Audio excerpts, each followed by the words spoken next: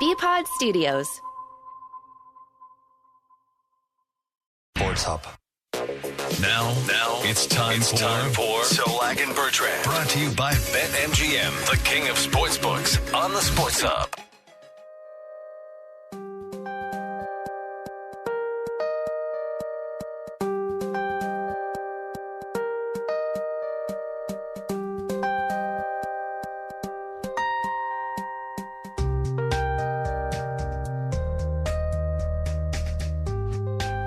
This is the hold music from earlier in the show. Oh.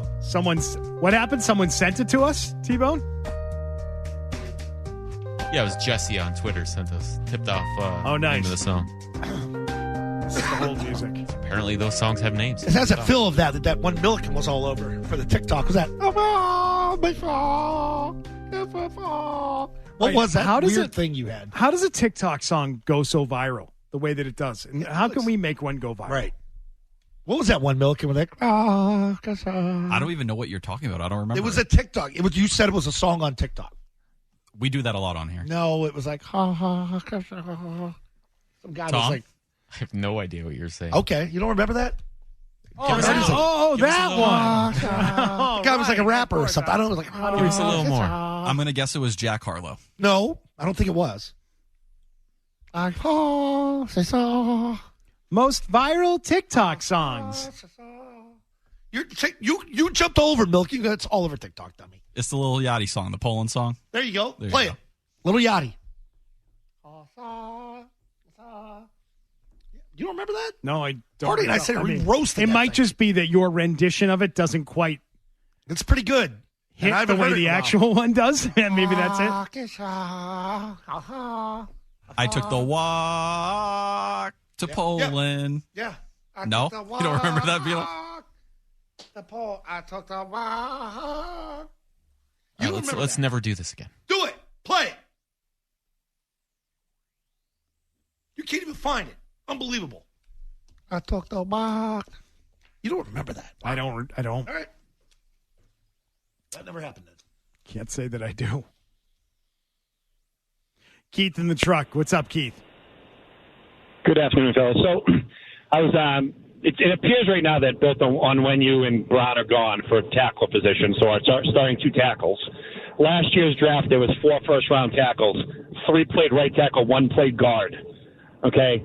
So I almost feel like Alt or Fasciano, who are probably a little more higher rated, might be the pick in the first round and maybe even move back to grab them, because I don't see what they're going to be doing at the tackle position, and they could get a second-round quarterback or another, receiver or whatever. I just want to see what you guys think they're going to do at tackle on both sides, and if you think either of those guys have any chance of coming back next year.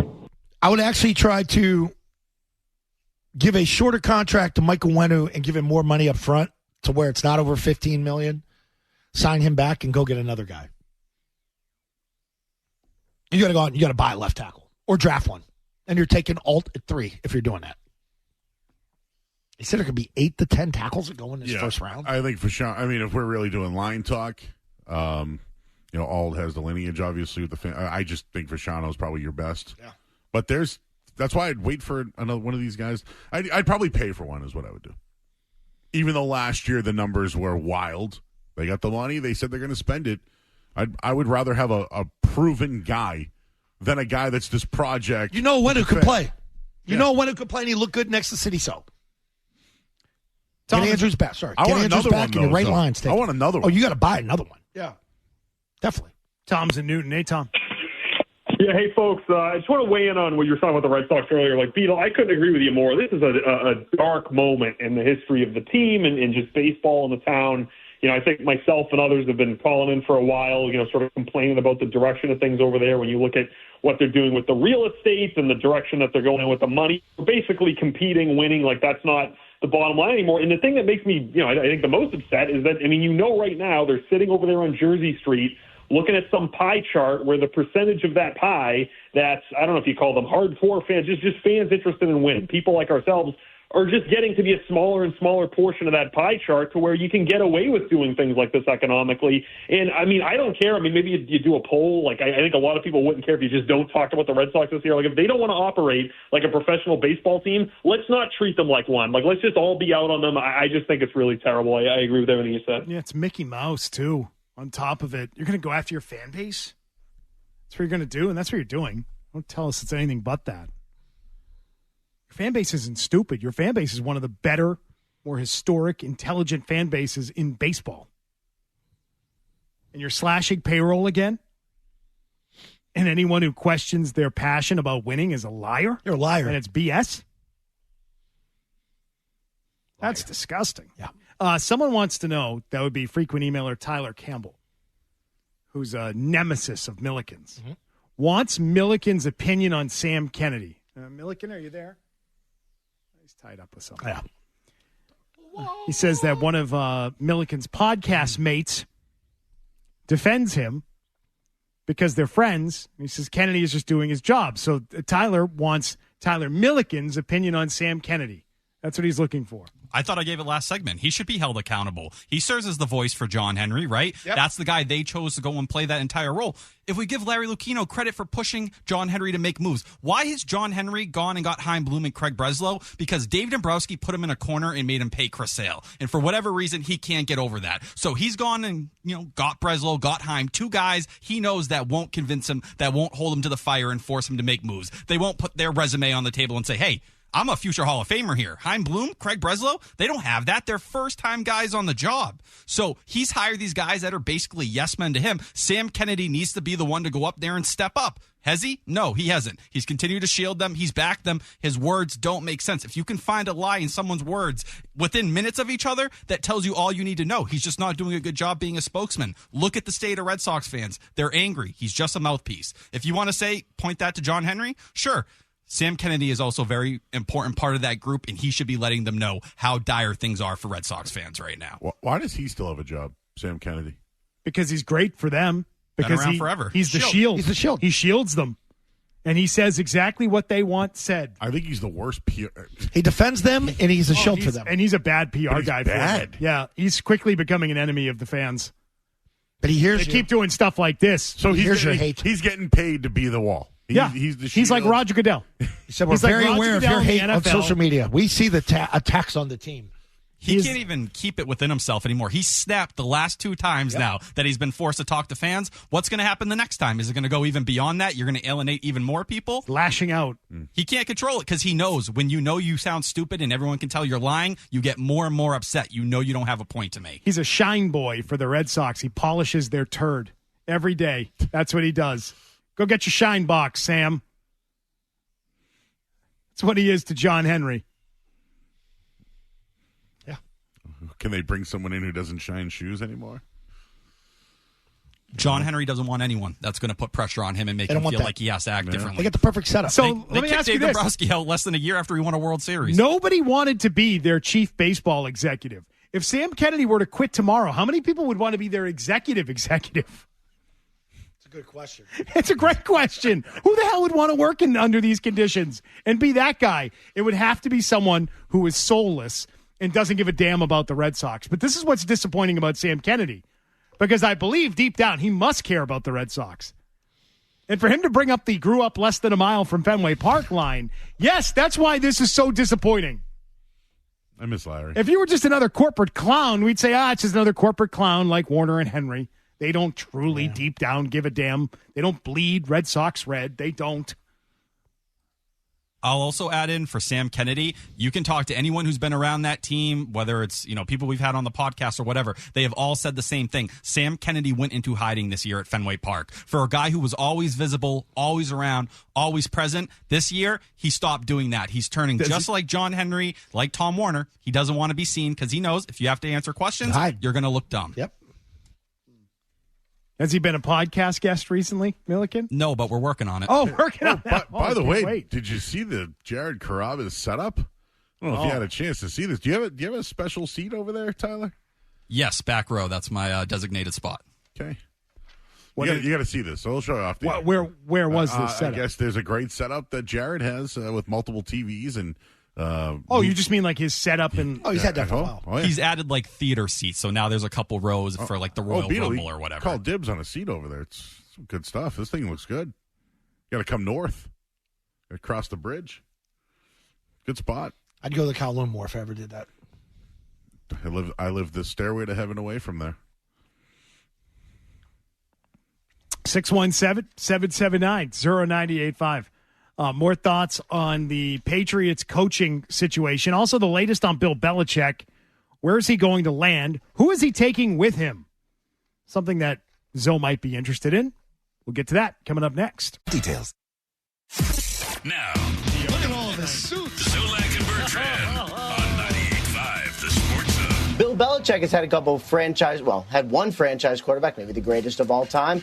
We will see where Bill Belichick now lands. He is inside the NFL coaching cycle, has had not one but 2 interviews with the Atlanta Falcons. The most recent was yesterday's second interview with the entire advisory committee, not just owner Arthur Blank. They're doing a robust search. It's going to be very wide open. But Belichick, of course, has interest there. And do not be surprised if Josh McDaniels ends up landing with Belichick if he goes to Atlanta.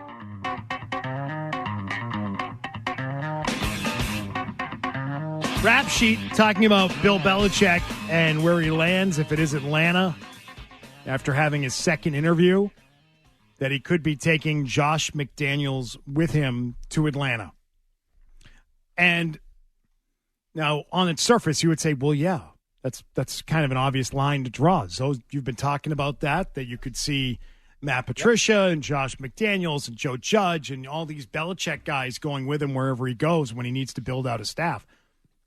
I think the way Ian Rappaport is reporting it this way is not just like as a possibility or a take. My guess is that came up in the interview process in Atlanta, and that's why he's talking about it. Is that me reaching I would think or so. reading too much into this? My first question would be to him is like, I'd go to the Gary Myers piece where you not that Gary Myers did any digging, but I take Gary for what he said because I do believe that in Bill. Bill's like, I can't at my age go to somewhere where I need to retool the whole front office.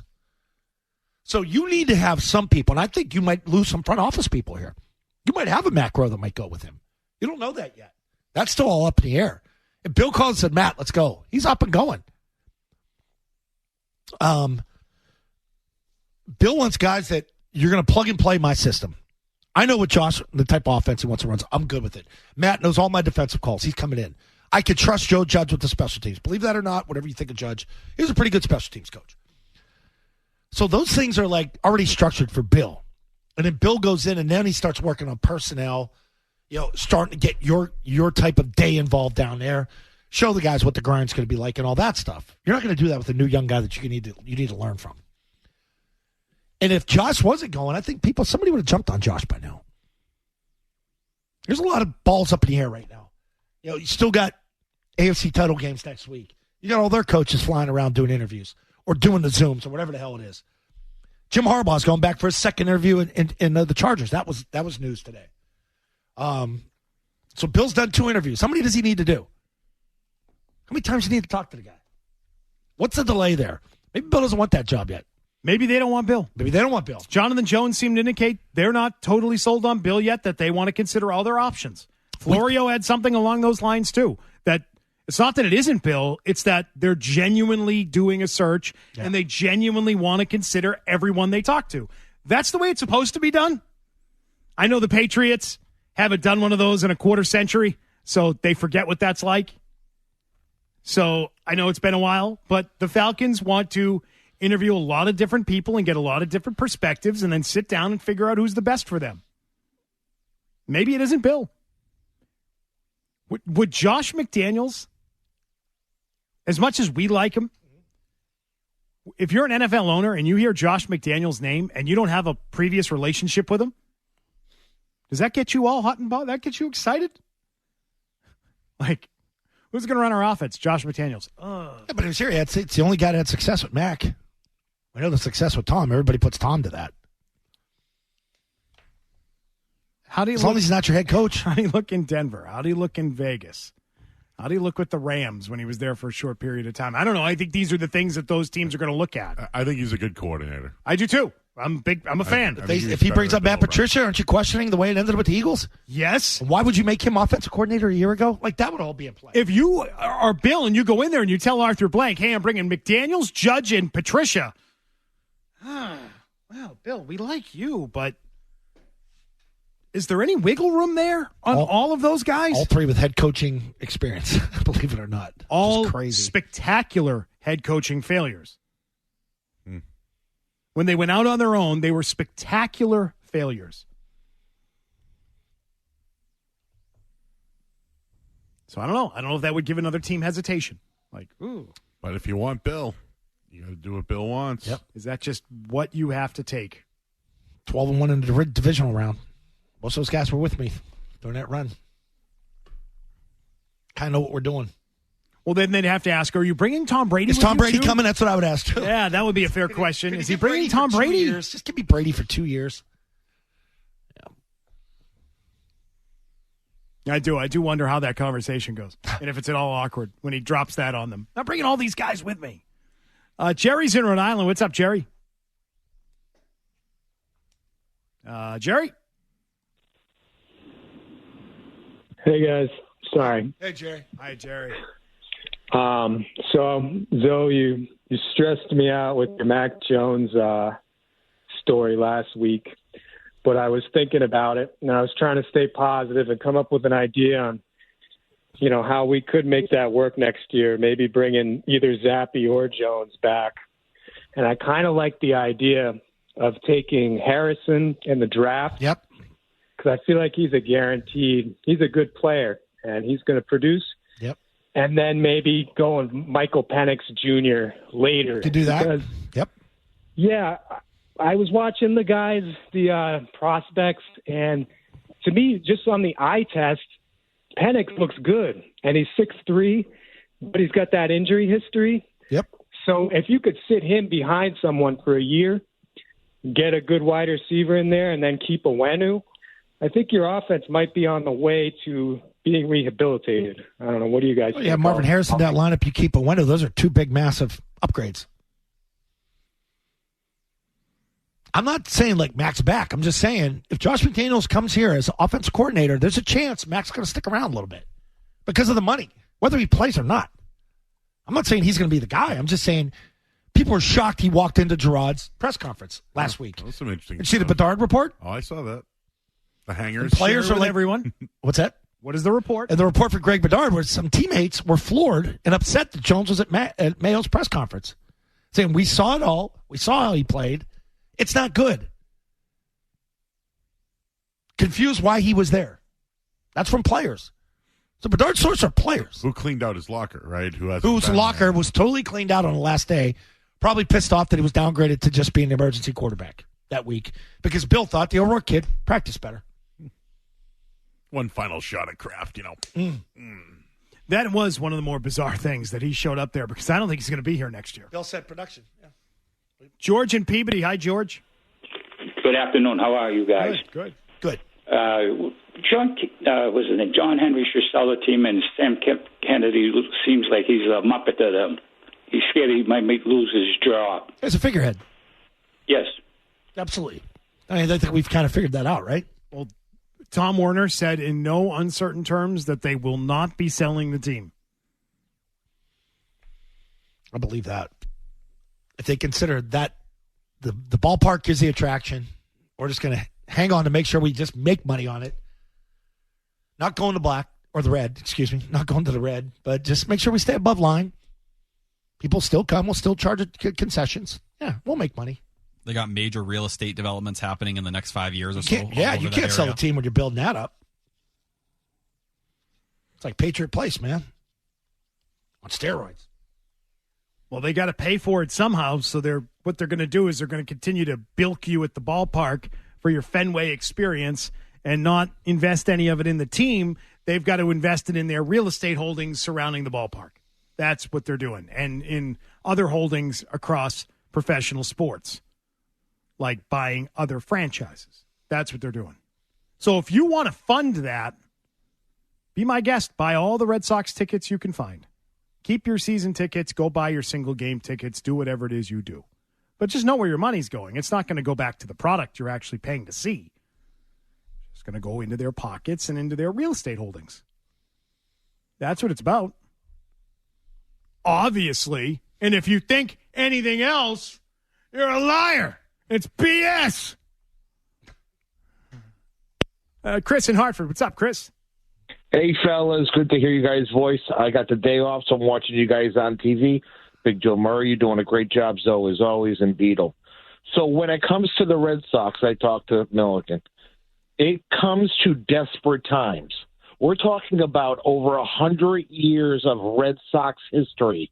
We have a taste of the champagne, and now this guy is going to sit on his hands. Back in the 20s, what a true Red Sox fan would do, Beetle, is a true Red Sox fan, they would line them up right outside the ballpark with picket signs.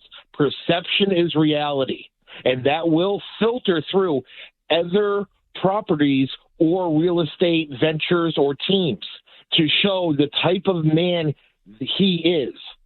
There needs to be pressure like back in the 20s. They got to get the pickets going. Okay, get the pickets going. I thought he was about to tell me, like, we're going to he's going to be drawn and quartered in the streets of Boston or something. I'm like, where is this going? The way you do it in the modern times is you just don't spend your money on it. You don't go. It's the way it goes. You want to try and hurt him, you hit him in the wallet. That's what you do. Which, as a fan, is horrible because what you'd rather do is spend your money and rather go and enjoy a good team. I would never That's tell what you'd people much rather don't do. go. I would never tell people don't go. Like, that's, you as a fan, you have that right. You know, that's your decision. No, it's not about your rights. I'm just telling you, if you want to hurt them, that's how you do it. That's when they wake up. End of the Patriots season. People trickling in. Upper deck, half full. Ooh, that's not a good look. And you make changes. They made changes.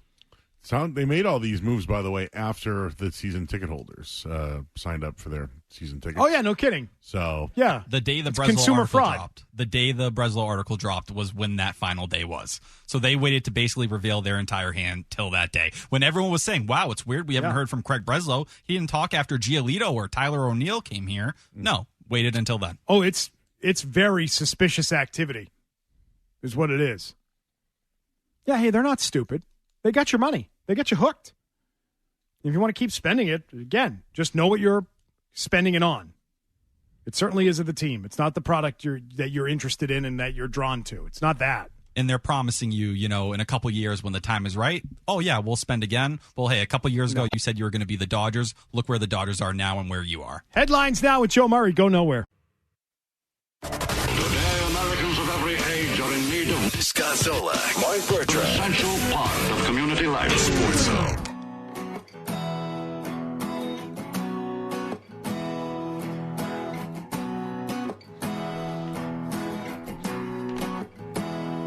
With a little love and some tenderness, we'll walk upon the water, we'll rise above the mist.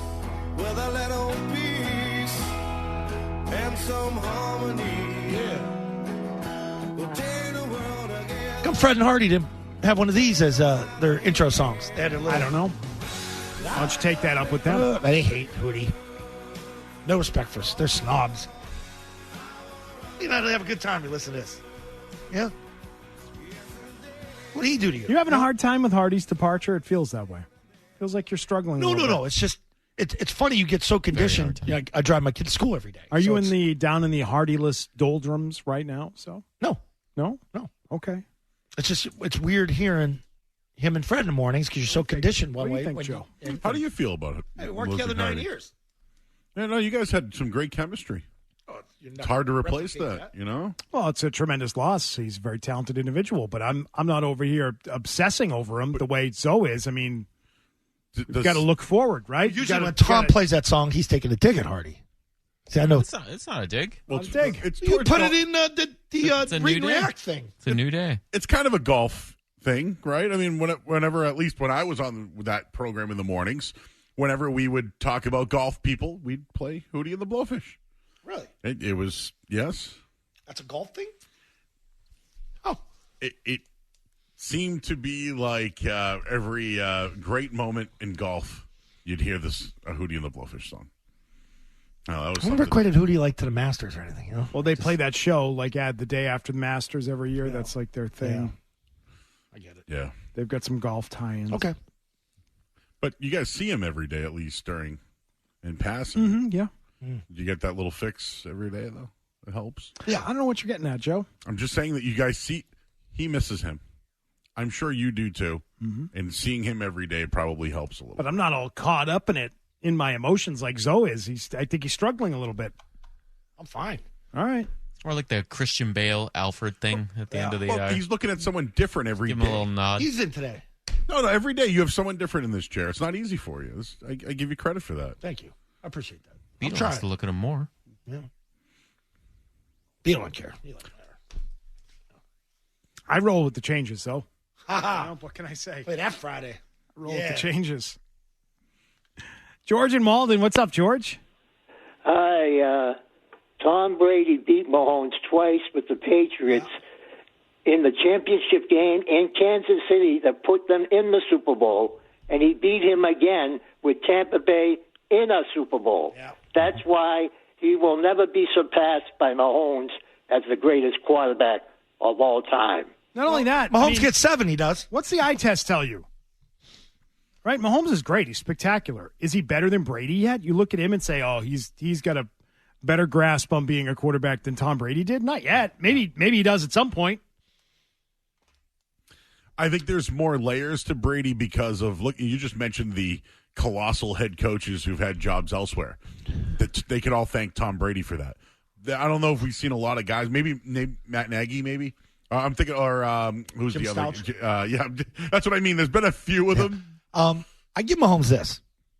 He's a better improviser than Brady. Brady is a tactician. Like, it's got to be structured, and I know where I'm 5 steps. I know where we're breaking. You lean this way, and I'm putting the ball here. Mahomes just go make the play. I'll find a way to get through this, spin out, and just. Mahomes is he's a improviser. He's always made the play. It's just whoever like again, I mentioned Hardman gets the ball twice, fumbles twice. Anyone on that team, if they're the ones who screw it up, it's not. Brady would have froze that guy out after the first. Oh yeah, see, no, we're not running that again. Stop it. Give me another call. Yeah, that's your difference. Like dude Tony, I don't know. Have we seen him in a while? Fingertips, or whatever. Yeah. Mike in Foxborough. Mike. Good afternoon, gentlemen. Long-time listener, first-time call. Thanks, buddy. Hey, different point on the Red Sox. It's not the Red Sox that aren't spending money. It's the Fenway Sports Group. Fenway is a $4 billion asset that they can use to go out, purchase soccer teams, hockey teams, build buildings around Fenway Park. The more that asset increases in value, the less debits against it, the more they can do. They're not sportsmen, they're businessmen, and we keep switching the two. So that's my take on why they're not spending the money. Did a little time in a business that was owned by equity. You use yourself to pay your own loan back, and they use you to buy other assets over and over and over again. Which is why I could not fathom spending money on it and putting money in their pockets right now. Couldn't do it. And you're right. Everyone has a right to do whatever it is they want to do. But I would tell you don't do it. That would be my advice. You want to put money in that guy's pocket? You want to line the pockets of John Henry and all his partners? All those guys? That's what you want to do. Oh, they stick it to you with this roster year after year. No thanks. Not spending money on that. No way. It's not worth your money. Keep your money. Go do something else. Right. Instead of going to Fenway Park. No, thank you. All set with that. Yeah, call the other fans. Call the fans of the other team. Sell them on it. That's what you're selling it on right now. And by the way, that's a thing that every team should be aware of. Because if the Patriots don't come out spending this offseason, I'll start to say the same thing about them. You know, fans are one thing, too. Here's the people I'd worry about. I worry about people like Dennis Drinkwater and that go every night, that pays big money to sit right there behind home plate. I'd worry about your big sponsors. At some point, you could fool fans. Fans get fooled pretty quickly. I don't think he is a big sponsor anymore. Well, I know that, but he sold his company. I'm just saying in general. You know, years ago, Giant Glass got sold. It's not even a company. I know what you meant. I know how to call 1-800-54 Giant though. I remember that. Like that was a big thing back in the day. And Dennis had the stroke to do it. Like all their other people that they have plastered all over the Green Monster, all the signage. See, that's the problem is that they'll always get people to go. Like we won't go. But those, college kids, tourists, as you mentioned earlier. It's the tourists that will keep showing up and keep spending money, which is how they have the ability to go forward with this type of plan. We were in Germany, and we went to see this old church, like the oldest church that survived through the World War II and all that, and it was like the lone standing thing in that town center. And I walked in and I said, okay, it's a nice church. What this is? Fenway Park. I said this at the time. Like, people are coming here because it's the oldest thing. This is the coolest building in the city. We're coming here to look at it. Yeah, that's what you're going to draw on. It's not because of the baseball. And I would agree.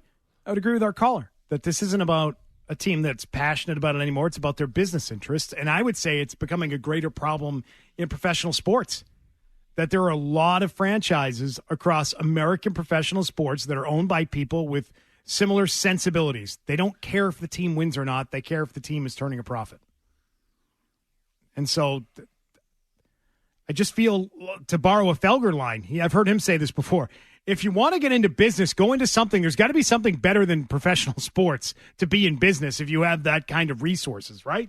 If you've got the resources to be buying multi-billion-dollar franchises, you probably have the resources to be doing something better than this to make money. So get out. Do something else. Don't do this. Don't ruin this for the rest of us. Let's talk about the Celtics. They're a team that spends to the max. That's a team that actually spends on their roster. More money, more problems. I do want to talk about their game on Friday night. Very exciting. Down to the finish. Close game. Joe Murray's pissed at them, aren't you? I can tell you're pissed. I did post game the other night, and it was a joke. We're gonna get that next. We're back with more Zolak and Bertrand on the Sports Hub. Tatum trying to break free. Derek White lobs it in. Tatum's got it. Tatum spins on Caldwell Pope. Tough fall away. Terrible shot. No good. Rebound Jamal Murray, and the game is over. The win streak is over. And the world champion Denver Nuggets have come to Boston, shut down the Celtics in the second half, and handed them their first home court defeat of the year. The final score, Denver 102, Boston 100.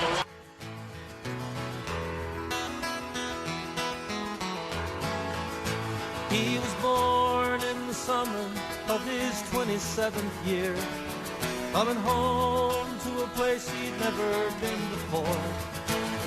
Left yesterday behind. What happened post-game the other night? And I'll tell you what, Joe, I didn't hear it. I'm sorry. That's okay. It's late night, But I will tell you, though, everything I heard about that game in the aftermath was like, oh, wasn't that great? Wasn't that a great game? Great game to watch. Came right down to the end. Oh, would love to see these two teams in it in the summer, huh? What would it look like in a series? Right. Should the conversation have been more focused on why did the Celtics lose for the first time at home this season when it should have been the game that they should have been best prepared for and wanted the most? Really wanted the most. Yeah, good way to put it. Wanted the most. So what happened? What happened post game? game? Because you're still mad about it 3 days later. I can tell. So first and foremost, the duo of Jason Tatum and Jaylen Brown outplayed again, and I'm harder on Brown about it, who gets a triple-double against Houston last night, but scores 13 points against Denver. So that's number one. Number two, the Joe Mazzulla thing's not going away. Joe Mazzulla had multiple matchups. Peyton Pritchard on the floor getting cooked like barbecue chicken all night long. Did you hear Kendrick Perkins's comment? The little bird brain. I don't know if you got that back there. Take Joe Mazzulla's brain out, put a bird's brain in it, or something like that. Yeah, that felt harsh. That's a personal attack. Like that's one you got to watch. Well, I mean, his analysis was interesting. I was interested in that part where he said he's good at breaking the game down. He's got to set up his guys for better looks. Yeah. And stop. I think he said you got to stop playing AAU ball with these guys was part of his commentary. But anyway, Joe, go ahead. Peyton Pritchard can't defend Jamal Murray. It just can't happen. I'm sorry. I like Peyton Pritchard. Nice little fit. You can't cover him. So their duo is better. Their coach outcoached Joe Mazzulla. And one last thing, in the last 4 minutes of the game, you scored 2 points. You would think that would be the biggest change of this team moving forward as far as you talk about their growth, their maturity, and whose team it really is now, and how we're going to attack the basket, and how we're not all going to float on the outside and just our last shot is going to be a fadeaway. But I don't think he has a problem with that. He doesn't. And that might be the biggest crux for them moving forward. And if you want to look at it in a different way, they lost by 2 points, got nothing out of Holiday, got nothing out of Jaylen Brown, and hung in there with the best team in the NBA. But if you want to look at it like that, for me, it was a playoff atmosphere, and they played like playoff Celtics. Lose. That's what they did. Which shot are you looking at there, Zoe? All three. They're doing a good job. Re-rack it here from the top, NBC Sports Boston. These are your final possessions at the end of the game. And it started with Tatum's little one-step fadeaway from the left side. If you could just re-rack those, and then you just see the consecutive shots after this. There's nobody inside. Well, they didn't even get a shot up after they called that first time outlet. And there's no boards. Seconds. Nobody's hitting the boards again. There's still no rebounds. No chance for a second shot. So you better hit that first one. Here you go, Beetle. This first one. I don't know. You know what I thought about that? There's no one under there. He felt to me like, and he had said after the game, he was rushed on that at the end, Tatum. Do you ever feel like when it's a game that really matters for him? Things speed up. That things speed up and his internal clock is off. Yeah. It's just off. It's something that he needs to overcome. He's okay until final 4 minutes hit. But it's always against the teams that really matter. It's always against the teams that you're focused on as a big game. It's a pressure thing. How well does he handle pressure? It's still a question about him, and I think he can be very clutch. Had this argument with Hardy for a very long time. Sorry to bring up Hardy again. So just spit out his drink. Because I think he's closer to clutch than not. But I fully admit there are times like that. You needed more out of your 2-star players in this game. You could have won this game. 1 for 9 in the final 4:51. That Tatum dunk was the only one. He also got another technical, his 7th of the year. So keep your eye on that. But 39 points in the second half, the second fewest in a half this season for the Celtics. It's Missoula, and it's them beating themselves. I give Denver all the credit in the world, and Malone out-coaching Missoula. But when Porzingis goes off for 19 in the first half and has 2 points in the second half, they never looked inside. And to your point, Zoe, those shots that they made, there was no one near the basket. They went away from Porzingis in that game, it was Porzingis and Jokic, a matchup of the first half. It was awesome. Well, the Nuggets went away from it. The Nuggets played the game exactly the way they wanted to play it. I mean, the pace of that game was that of a snail. They did. They controlled the pace of the game, and I think it impacted the Celtics in a big way. They needed more possessions in this game to play that way, especially when you're not hitting your threes the way you maybe want to. But hey, they beat Houston. I think that's why Perk is pissed. They beat Houston last night. Oh, they're going to play Dallas. Well, who knows what happens with Dallas tonight, right? It's just that game was important. Every important game. Pacers game was important. Warriors game was important. Denver, what's the final result? Lose. And it's the coaching down the stretch. And maybe when you guys have Missoula on this week, you can ask him about what happened at the end of these games and why they're losing. Have you in that day, Joe? You can ask him. You're available. I'm on tonight. I'll be here next Monday, too, though. Okay. All right. Is he on Mondays? I'm worried he hasn't texted me a song yet. Said he was going to text that. It's been busy. Do you want me to shoot him a text and see if he replies? There's a great barbecue. I'll text him. Great barbecue joint in Dallas tonight. Oh, is there? He wants. Oh, what? There's good barbecue in Dallas, Joe? Best I ever had, called Pecan Lodge. Best I ever had. Ever.